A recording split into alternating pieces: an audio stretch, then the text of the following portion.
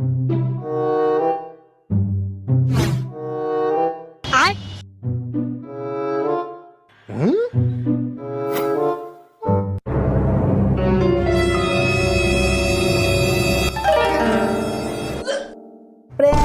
prank prank,